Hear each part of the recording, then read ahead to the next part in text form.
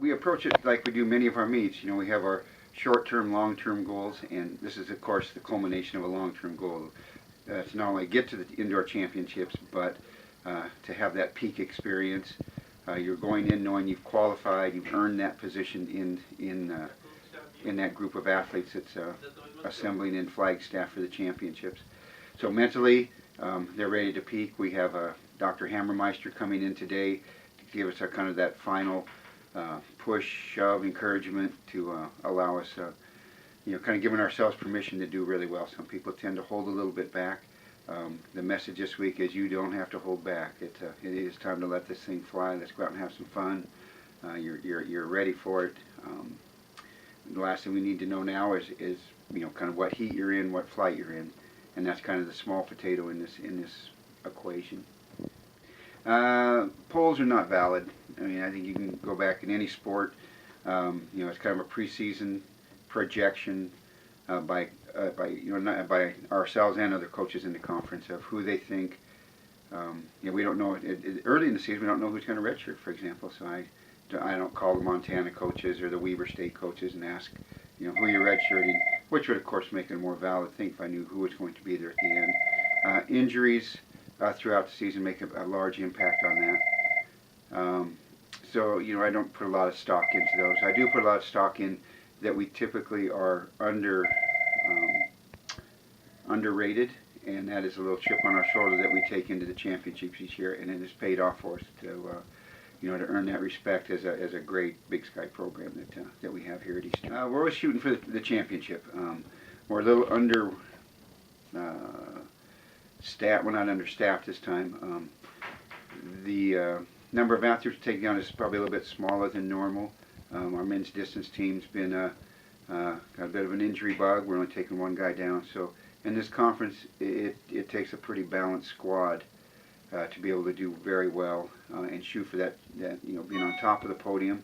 So if we're looking for a top 5 finish, particularly going to be on the shoulders of our seniors and a couple of outstanding freshmen like Jeremy Van Ash, Tyree Fort to come through for us in the short sprints, and our upperclassmen Phil Pacino in the jumps, Jordan Arakawa in the throws to put together performances that will individually really shoulder the team through this championship. I just actually sent out an email to the team that addressed that on a team-wide basis. Altitude we can adjust for. We just need to hydrate. Your respiration rate increases at elevation. So we are kind of hyper-hydrating, water-wise. We're drinking more water every day than normal. A little higher intake of carbos, your pastas throughout the week. And also taking in more potassium-rich foods, your bananas, broccolis, etc., to help acclimate. The ideal thing would, of course, be to have a hyperbaric chamber for our team to sleep in, because that's where the real adjustment's made on a cellular level to compete at elevation. But it's pretty negligible. The actual competition time, what's more beneficial by kind of that pre-hydrating, pre-potassium loading, is your recovery will be enhanced by that versus drug out by, oh man, I'm a little headachy and that sort of thing. Historically, our throws, last year, we swept the men's weight throw, and Jordan comes in this year as the number 2 guy, so that's an interesting position for him, and I know that's going to provide Jordan with a little more incentive to repeat. And we enjoyed looking at his championship ring last week that he was presented with in front of his peers. So it'd be nice for him to get another stone on that one, or just a second ring. I think the men's sprints will be a pleasant surprise for us. We have Brad Michael coming back. He's healthy, ready to run well. And Jeremy and Tyree, a couple of great freshmen. Austin, Upmeyer, opening in the 4, and those guys coming back in the 4x4, I think will score a pleasant amount of points for us. And then the jumps, Phil Pacino and Trenton Osborne, 2 highly seeded guys in their events, I think will contribute to putting those points together. In a championship meet, it's again, that balance is going to pay off, but if we don't have that balance like this time, the individual high finishing marks are going to carry us. And that is again on the shoulders really of our upperclassmen to set a great tone early in the meet for that to occur. Oh, happy to, yeah. And we're also hoping that Trenton will get into the triple jump. Okay.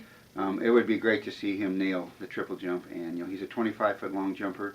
We're competing at elevation, which are two factors in his favor to repeat. He's looked great in workouts. He feels good, and I would love to see him on top of the podium, and then he'll be able to compare his ring to Jordan's. It would be a really fun thing to see, post-championship. Trenton works hard, a great teammate. We have some other Eastmont athletes on the team now. That's just been a real boon to our program. So, I like Trenton's demeanor, his spirit, his athleticism, and his competitiveness, and to put those all together down in Flagstaff, which is a great place to jump. We've had good success in our program in the long and triple and high jump area and vault for him to come out on top of that podium at this championship. Another Eastmont guy, Trenton's high school teammate. Jeremy is very competitive. Has trained very hard. Has made great development or progress in his sprint mechanics.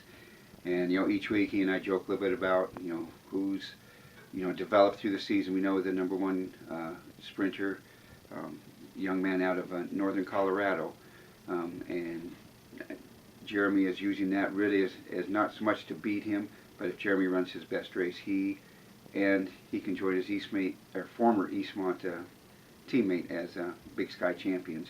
And I've also said it's not out of the possibility for Jeremy to be a four-peat. He can be that indoor 60-meter champion for the next 4 years, and that's a rare atmosphere to be in. But he is an individual who has the skills, ability, mindset to do. We have quite a few athletes. We have quite a few athletes that will be at this will be their first Big Sky championship. So they're going to see just how good and how deep this conference is. From event to event. Many times, I enjoy going to this meet, kind of take off my coach's hat, put on my track fan hat, because of the stellar distances programs that are in this conference. There's a 7'4" high jumper that will be competing. Those sorts of athletes are there for our athletes to compete with and against. And so for our first timers, it's really sometimes a bit of an eye-opener. Not so much a deer in the headlights, but just, this is why we train as hard as we do, and our expectations are to, peak at the championships and to be able to bring home some hardware. Awesome.